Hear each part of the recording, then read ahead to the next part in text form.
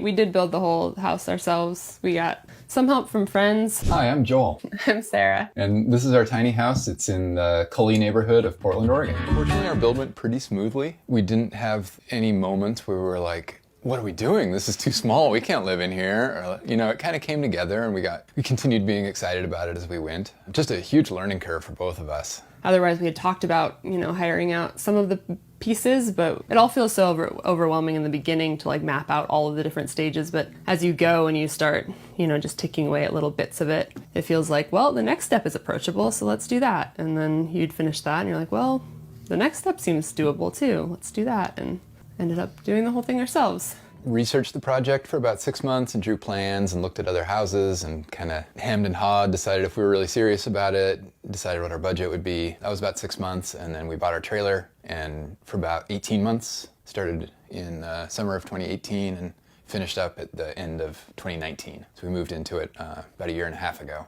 And it was not done. It was livable, but still had a lot of work to do when we moved in. Probably another 6 months of finishing that up before we really felt like the house was done or nearly done. So it's about 2 years of building. That was mostly us working weekends, 3-day weekends for a lot of that. I was working 3 days a week and then 4 days a week for part of that time. Building a house with your partner is a really big relationship challenge for sure. I think it's definitely our biggest challenge in our relationship, but I think overall it was really positive, and in the end, we learned so much about each other and how to work together, which is important for us. There's plenty of couples who just decide not to do projects together and to not work together, and they're happy to just have their separate spaces. But I think for us, that's really important that we're able to do big projects together, and in thinking about future projects, like building a home or having a kid, knowing how to communicate and how to work through challenges has been, I think overall it's been a hugely positive thing for our relationship. Everyone told us is that it's going to take twice as long as you think it is. Be our advice. And we didn't believe them. We were like, nah, look, we got this plan. It's going to go super smooth.